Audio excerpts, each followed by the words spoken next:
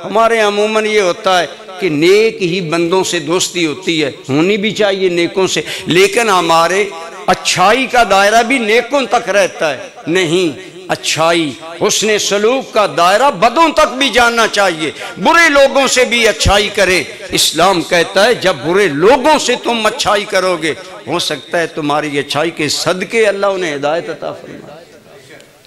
हज़रत इमाम आज़म रहमतुल्लाह ताला अलैह, आपका एक पड़ोसी था, वो गवैया था। आप जानते हैं गवैयों की इनकम जिंदगी गाने बजाने खमा। अब जूं ही शाम होती वो अपनी महफिलें सजाता, गाना बजाता, शराब कबाब, सारी रात हूटिंग, अजीब मामला। उसके इमाम साहब उसके पड़ोसी थे और इमाम साहब इल्म फिक्र और दानिश का काम करते थे। हज़रत इमाम आज़म रहमतुल्लाह ताला अलैह जैसा ज़हीन इंसान सहाबा के बाद हजूर की उम्मत में कहते हैं शायद ही कोई हो। इतना अल्लाह ने आपको फिक्र, बुलंद फिक्री, बुलंद नजरी और कुरान करीम में गौर व फिक्र का अल्लाह ने मौका बख्शा। ऐसे बंदे का पड़ोसी शराबी हो, कबाबी हो, नाच गाना, ये मामलात हो।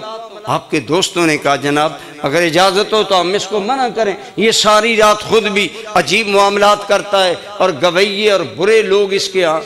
आप फरमाया नहीं, पड़ोसी की हुकूक में ये है उससे उसने सलूक करो, ठीक है, उसके मामलात अपने हम अपने। इत्तेफाक ऐसा कि उसकी वो बेइतदालियाँ पुलिस की इल्म में आ गई, पुलिस ने धर लिया। रात आई, इमाम आज़म रहमतुल्लाह ताला अलैह के पड़ोस में वो शोर शगब, वो हल्टरबाजी। आपने सुबह दोस्तों से पूछा आज शाम हमारे पड़ोसी की आवाज़ नहीं आई, पता करो बीमार तो नहीं है, तीमारदारी करे, कोई उससे परेशानी तो नहीं। बताया गया कि हुजूर वाला ये मामला हुआ और पुलिस ने उसे धर लिया है। लिहाजा अब इमाम आज़म को खुश होना चाहिए था कि शुक्र है सुकून की रात गुजरी। इमाम आज़म रहमतुल्लाह ताला अलैह इतने बाअसर आलिम थे कि वक्त के बादशाह आपको बुलाते थे लेकिन आप मिलने नहीं जाते थे, क्योंकि जो अल्लाह का होता है उसे दुनिया से कोई गरज नहीं है। आपको चीफ जस्टिस का ओहदा पेश किया बादशाह वक्त ने, 2 मरतबा आपने इनकार कर दिया, आपने कबूल नहीं किया। उमरा बादशाह इंतजार में रहते थे कि इमाम आज़म हमें कोई हुक्म दें, लेकिन आप बिल्कुल नहीं तवज्जो देते थे।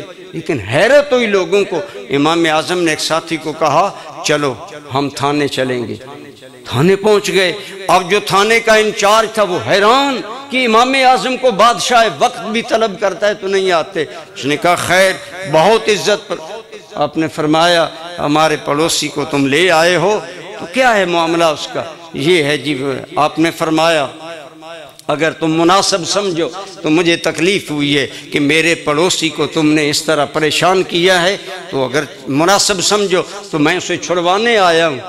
उसने कहा जनाब ये क्या मामला? उसने फ़ौरन आगे लगा दी। अब वहाँ से लेकर आप उसको वापस आ रहे थे, वो गवैया और इमाम आज़म का तकवा में जो मेयार था वो आपका लक़ब है इमामुल आइम्मा, इमामों के भी इमाम। इंशाअल्लाह किसी वक्त आपको इमाम आज़म का तकवा सुनाएंगे कि का कफ़ी ऐसा इंसान।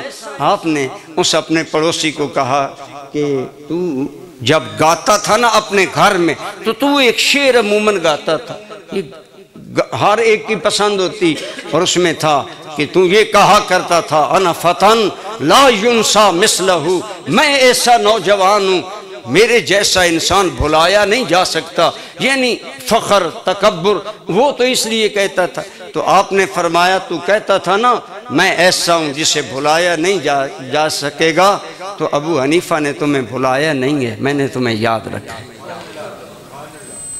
इस बात का दिल से जो बात निकलती है असर रखती है, पर नहीं ताकत परवाज मगर रखती है। ये बात सुनकर वो हैरत ज़दा हो गया। उसने कहा मैं और मैना में ये शेर पढ़ता था। इमाम साहब अजीब मामले में। आप घर पहुंचे, उसको कहा ठीक है तुम्हें इजाज़त है?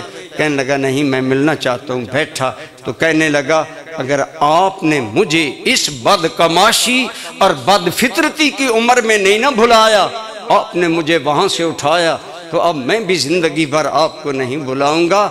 मेरा वतीरा आज से बदल गया, तौबा करके नेक इंसान बना। एहसान ये नहीं है कि बंदा नेकों से ये एहसान करे। एक आदमी ने अर्ज़ किया, या रसूल अल्लाह सल्लल्लाहु अलैहि वसल्लम, एक आदमी के पास से मैं कई मरतबा गुजरा, कभी उसने मुझे अपना मेहमान नहीं बनाया, अगर वो भी गुजरे तो मैं मेहमान न बनाऊं? सरकार ने 2 मरतबा फरमाया, नहीं तुम मेहमान बनाओ, नहीं तुम मेहमान बनाओ। गोया जवाब दिया कि एहसान या नेकी का बदला नेकी से देना कमाल नहीं है, बदी का बदला भी अच्छाई से देना ये कमाल है। इदफा बिल्लती हिया अहसन फ़इज़ल्लज़ी बैनका व बैनहु अदावतुन कअन्नहु वलियुन हमीम।